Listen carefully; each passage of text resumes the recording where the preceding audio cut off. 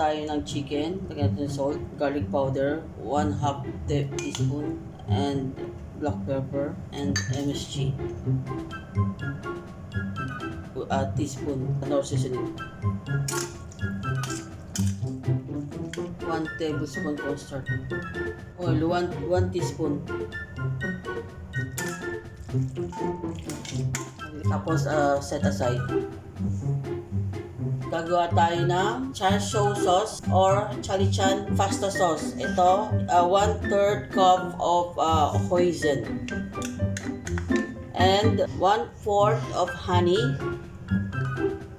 And ang aking homemade Chinese spice, 1 teaspoon, 1 teaspoon, okay dyan, 1/4 cups of oyster sauce, 1/4 cups of soy sauce, okay dyan, garlic powder, 1 teaspoon garlic powder, hulog na,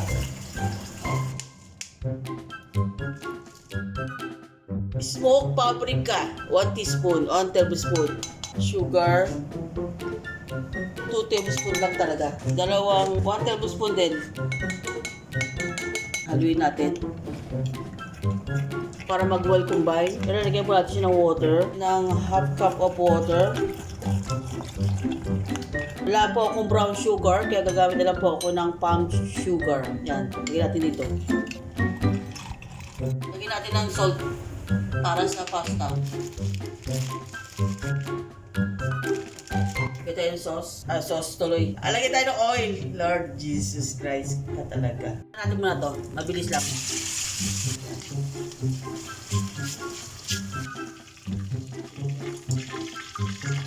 Lalagay tayo ng 1/3 cup of oil.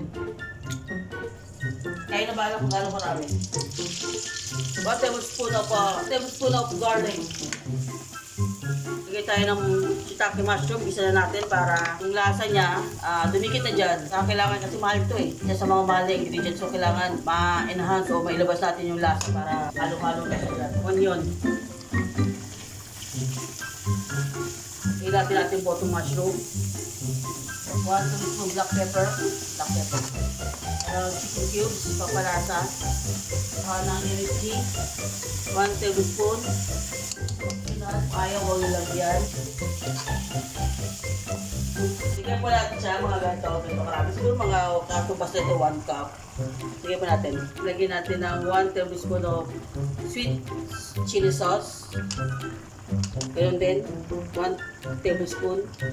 Lagyan natin ng peanut butter. Mga 2 tablespoon. Dikit. Lagyan natin ating homemade sauce. Yan o. Pakuloy muna natin. Tikman natin yung sauce. Jesus Christ, sarap. Dadagdagan ko pa ng chicken cubes ulit. Wala lang, gusto ko talaga mang malasang-malasa. Of course, lalagyan natin.